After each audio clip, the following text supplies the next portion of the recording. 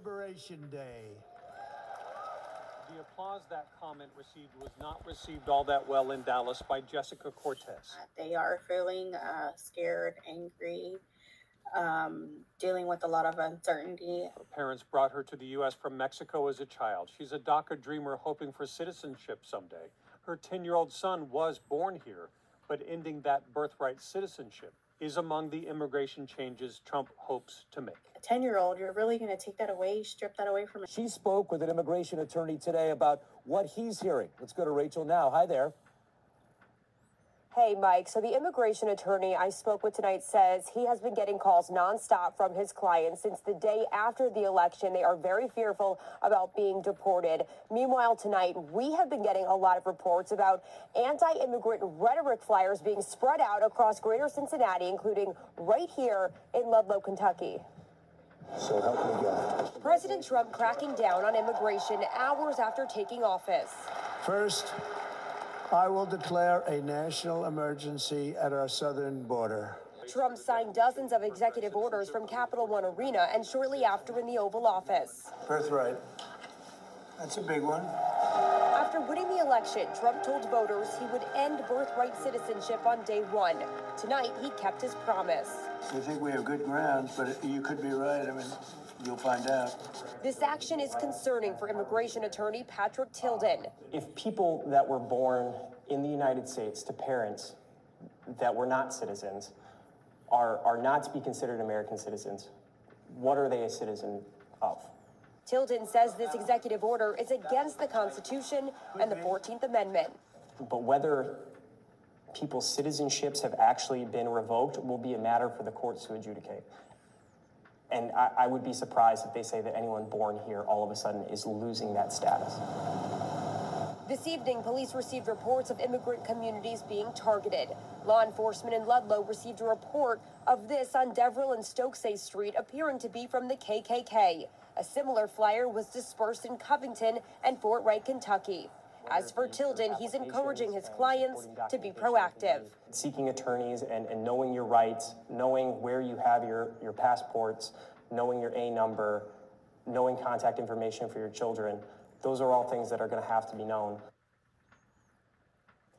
Now, tonight, the Ludlow Police Department put out a statement online telling people if you received one of these flyers in your mailbox or you see it in your community, whether it's Ludlow or other parts of greater Cincinnati, to contact your local police department immediately. Reporting live tonight. বন্ধুরা আশা করি ভালো আছেন আরেকটি ভিডিওতে স্বাগত জানাচ্ছি আজকে ভিডিওটা ব্লগ না অবশ্যই তো আজকে ভিডিওতে আমি যেটা বলতে যাচ্ছি সেটা হচ্ছে জানুয়ারি 20 তারিখ 2025 সাল আমাদের ইউএসএ তে 47th প্রেসিডেন্ট হিসেবে শপথ গ্রহণ করেছেন ডোনাল্ড জে ট্রাম্প তো উনি 45th প্রেসিডেন্ট ছিলেন 46th প্রেসিডেন্ট ছিলেন বাইডেন এন্ড দেন উনি আবার back to white house so উনি যে জিনিসটা বলতে যাচ্ছি যে আজকের দিনটা একটা খুব ইন্টারেস্টিং এন্ড ইম্পর্টেন্ট একটা ডে তো আপনারা হয়তো আমি ভিডিওতে অ্যাড করে দিব যে শপথ গ্রহণ করতেছেন যে জায়গাটা শপথ গ্রহণ করতেছেন পার্সোনালি আমি একটা জিনিস বলতে চাই যে ওই জায়গায় আমি অ্যাকচুয়ালি গিয়েছিলাম এটা আসলে সংসদ মানে আমেরিকার যে সংসদ ভবন সেই সংসদ ভবনের যে দুইটা কক্ষ আছে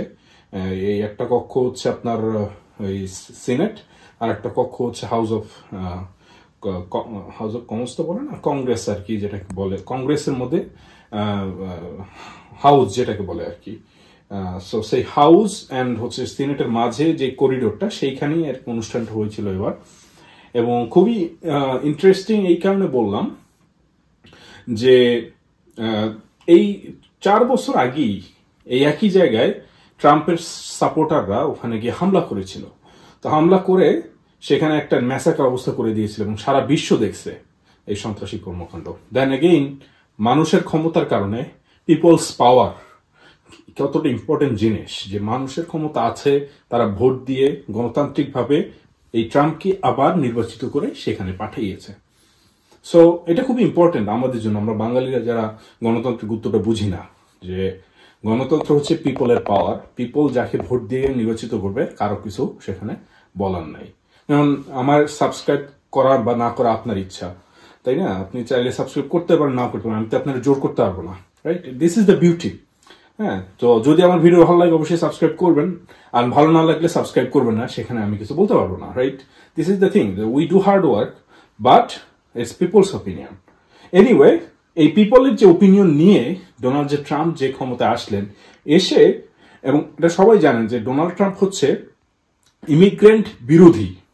মানে ইমিগ্রেন্ট বলতে আমরা সোজা কথায় মানে আমরা যেটা বুঝি যে এটা হচ্ছে blanket term, legal and illegal immigrant সবাইকেই সাধারণত বোঝানো হয়, বাট ইমিগ্রেন্টদের পলিসি বিরোধী, তার পলিসিতে ইমিগ্রেন্টদের কোনো জায়গা নাই, রাইট? সো সে ফার্স্ট টাইমে যখন আসছিল, সে যেমন ইলিগাল ইমিগ্রেশনটাকেও চোখল করার ট্রাই করছিল, লিমিট করার ট্রাই করছিল, লিগাল মাইগ্রেশন বা ইমিগ্রেশন যেটা, সেটাকেও অনেকভাবে উনি লিমিট করার ট্রাই করছে। বিভিন্নভাবে দেখা গেছে মানুষের ভিসা ডেট পড়তেছে না, মানুষের বিভিন্ন ধরনের অ্যাডমিনিস্ট্রেটিভ প্রসেসিং আটকে আছে, অনেক কিছু। এবং এবার উনি ক্ষমতায় এসে ফার্স্ট দিন অনেকগুলো এক্সিকিউটিভ অর্ডার সাইন করছেন। তো এক্সিকিউটিভ অর্ডার হচ্ছে প্রেসিডেন্টের আদেশ, হ্যাঁ, প্রেসিডেন্টের যে ক্ষমতা বলে সেই আদেশ অনেকগুলো সাইন করছেন। এর মধ্যে সব থেকে মানে অনেকগুলো ইম্পর্টেন্ট আছে। এর মধ্যে অন্যতম ইম্পর্টেন্ট যেটা, সেটা হচ্ছে বার্থ রাইট সিটিজেনশিপ। না, বার্থ রাইট সিটিজেনশিপটা কি আপনারা অনেকেই জানেন যে আমেরিকায় আপনার কোনো বাচ্চা জন্ম নিলে সেই বাচ্চা অটোমেটিক আমেরিকান সিটিজেন হয়ে যায়, যদিও বাবা মার সিটিজেনশিপ অথবা লিগাল স্ট্যাটাস না থাকে। সো এতদিন ধরে যেটা হতো যে অনেকে যারা ইলিগাল আসে, তো অনেকে হয়তো এক্সপেক্টিং থাকে দেন ইলিগালি যারা বর্ডার ক্রস করে ইউএসএ তে আসে অথবা আপনার অন্যান্য ভিসা ইউএসএ তে এসে দেন ইলিগাল হয়ে যায়, তখন দেন পরে তারা যখন এক্সপেক্টিং হয়, বাচ্চা নেয়, সেই বাচ্চা পরে গিয়ে তাকে সিটিজেন করতে হয়, কারণ দ্যাট মানে child was born on the US soil. এবং এটা আসলে ইউএস কনস্টিটিউশনের একটি পার্ট। আমি খুব সম্ভবত এটা 14th অ্যামেন্ডমেন্ট, যে ইউএস কনস্টিটিউশনে এটা এগ্রি করে যে আপনি যেই হন না কেন, আপনার বাবা মার স্ট্যাটাস যাই হোক না কেন, আপনি ইউএসএ তে জন্ম নিলে আপনার সিটিজেনশিপ ইউএস এর হবে। এবং এরকম করে দেখা গেছে আগে বা এখনো হয়ে যাচ্ছে, অনেকে যেটা করে যে ভিজিট ভিসা ইউএসএ তে আসে, প্রেগনেন্ট থাকে, এন্ড দেন বাচ্চাটা আমেরিকায় জন্ম নেয়, এন্ড দেন আমেরিকান সিটিজেন হয়ে যায়। অনেকে স্টুডেন্ট ভিসায় আসে, তাদের বাচ্চা কাচ্চা আমেরিকায় জন্ম নেয়, আমেরিকান সিটিজেন হয়ে যায়, দেন তারা বাংলাদেশে চলে যায়, ওই বাচ্চা আবার পরবর্তীতে বড় হয়ে আমেরিকায় আসে বা একটা সার্টিন টাইমে আসে, অনেক অনেক হয়। তো এটা হচ্ছে লিগাল রাউটে অনেকে করে, গ্রে এরিয়া অনেকটা, যেমন ওই যে ভিজিটার ভিসা এসে যদি আপনি বাচ্চা নেন, that's a grey area. But আপনি যদি ইয়া হিসাবে নেন, কি বলে, স্টুডেন্ট ভিসায় আসেন, দেন বা H1B ভিসায় আসেন বা ওয়ার্ক ভিসায় আসেন, দেন আপনার তো বাচ্চা হবেই, ন্যাচারাল প্রসেস। আপনার বিয়ে করা থাকলে বা বউ থাকলে চায়না একটা বাচ্চা হবে, রিপ্রোডাকশন হবে, দ্যাটস এ ন্যাচারাল প্রসেস। দেন বাচ্চা হলে সেই বাচ্চার ইউএসএ তে সিটিজেনশিপটা হয়। এই জিনিসটা আবার যেমন খুব সম্ভবত ইউএস এন্ড কানাডাতে আছে, বাট আবার অন্যান্য অনেক দেশে নাই, যেমন ইউরোপের দেশগুলোতে এটা ইয়ে করে না, বার্থ রাইট সিটিজেনশিপ সব জায়গায় নাই, খুব অল্প কিছু কান্ট্রিতে আছে, এর মধ্যে আমেরিকা একটি। সো দ্যাট ইজ এ মানে গুড থিং যে ইটস বিন মানে অনেকের জন্য, যে যারা অনেক ইন্ডিয়ান প্যারেন্ট যারা আসে H1B তে, দেখা যাচ্ছিল যে তারা H1B তে এসে পুট করে এখানে দুটো বাচ্চা নিয়ে নিল, তারা আমেরিকান সিটিজেন হয়ে গেল, এন্ড দেন তারা চলে গেল দেশে, বাট বাচ্চা কাচ্চা তো আমেরিকান সিটিজেন। এরকম আমি অনেক ইন্ডিয়ান ছেলে মেয়েদের সাথে দেখা হয়েছে যে তারা American citizen. I was like, how? And like, oh, my parents were here like 30 years ago. You know, okay, that makes sense. Now এখন তো আমরা যেটা ভাবতাম যে না, ট্রাম্প ইমিগ্রেশন নিয়ে কথা বলে ইত্যাদি ইত্যাদি, সে আবার ইলিগাল ইমিগ্রেশনের বিরুদ্ধে, বাট লিগাল ইমিগ্রেশনের পক্ষে। হোল্ড ইউর হর্সেস দেয়ার। মানে এখন মানে যেটা বললাম যে ট্রাম্প কিন্তু ইলিগাল ইমিগ্রেশনের বিপক্ষে, বাট লিগাল ইমিগ্রেশনেরও যে খুব একটা সে করে, সাপোর্ট করে, এটা এখনো বোঝা যায় না। কারণ তার যে ক্যাবিনেটে যারা আছে, স্টিভেন মিলার থেকে শুরু করে যারা ইমিগ্রেশনটাকে তারা দেখভাল করবে, তারা সবাই লিগাল ইমিগ্রেশন, H1B, এগুলো সবকিছুর বিপক্ষে তারা। তো যাই হোক, সবশেষ যে কথাটা আমি যেটা বলতে যাচ্ছি, যে আজকে উনি একটা এক্সিকিউটিভ অর্ডার সাইন করছেন, এবং সেই এক্সিকিউটিভ অর্ডারের নাম হচ্ছে protecting the meaning and value of American citizenship, executive order January 2025। এবং এর মধ্যে যে ফার্স্টই বলা আছে যে 14 অ্যামেন্ডমেন্টটা কিভাবে, 14 অ্যামেন্ডমেন্ট মানে ওই যে হচ্ছে বার্থ রাইট সিটিজেনশিপ, কিভাবে আসলে মিস ইন্টারপ্রেট করা হয়েছে, এন্ড দেন তারা আসলে এইটাকে নতুন ভাবে ইন্টারপ্রেট করতেছে। এবং এখানে একটা কথা, যে এই জিনিসটা আমি একটু পড়ে শোনাই, United States citizenship does not automatically extend to the persons born in the United States when the person's mother was unlawfully present in the United States and the father was not United States citizen or lawful permanent resident at the said person's birth, and when that person's mother's presence in the United States at the time of said person's birth was lawful but temporary, such as, but not limited to, visiting the United States under the auspices of the visa waiver program or visiting on a student, work or tourist visa, and the father was not United States citizen or lawful permanent resident at the time of the said person's birth. So there you go.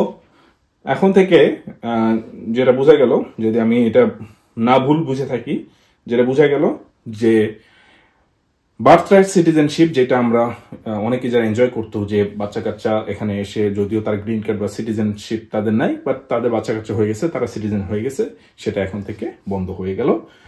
But এটা দেখা যাবে যে যদি কোনো court, US supreme court বা district court, কারণ কোর্টগুলো তো independent, তারা যদি এটাকে আবার স্ট্রাইক করে না দেয়, তাদের একটা পাওয়ার থাকে যে তারা আবার এটাকে স্থগিত করে দিতে পারে। তারা যদি স্থগিত করে না দেয়, তাহলে আপাতত এই অর্ডারটা বহাল থাকবে। And the problem is it brings legal complicacy. ঠিক আছে, কতক্ষণ এই অর্ডারটা বহাল থাকবে, কখন আবার জাজ এটাকে স্ট্রাইক করবে, কখন এটা স্থগিত হবে, এদের মধ্যে যাদের জন্ম হয়েছে তাদের কি হবে, আমার এক ফ্রেন্ডের জাস্ট কিছুদিন আগে বেবি হইলো, তার কি হবে, that kind of thing. So hopefully, আমি জানি না, এটা আসলে আরো বুঝতে হবে, আরো জানতে হবে, বাট এটা নিয়ে এখনো কেউ কথাবার্তা বলতেছে না, টিভিতে খুব একটা দেখি নেই। সো এই জন্য আমি জাস্ট এই ভিডিওটা দিলাম। হোপফুলি আমি লিঙ্ক দিয়ে দিব, আপনারা নিজেও পড়ে নিতে পারবেন। তো ভিডিওটা এডিট করার সময় আমি দেখলাম যে ACLU অলরেডি ডোনাল্ড ট্রাম্পকে সু করেছে এই বার্থরাইট সিটিজেনশিপ এই ইস্যুতে। সো আশা করি জিনিসটা কোর্টে চলে যাবে অ্যান্ড খুব শীঘ্রই এই ডোনাল্ড ট্রাম্পের যে আদেশটা, এটা স্থগিত করা হবে কোনো একটা কোর্টের মাধ্যমে। তো দেখা যাক কি হয়, ওয়েট করি আমরা সেই দিনের জন্য।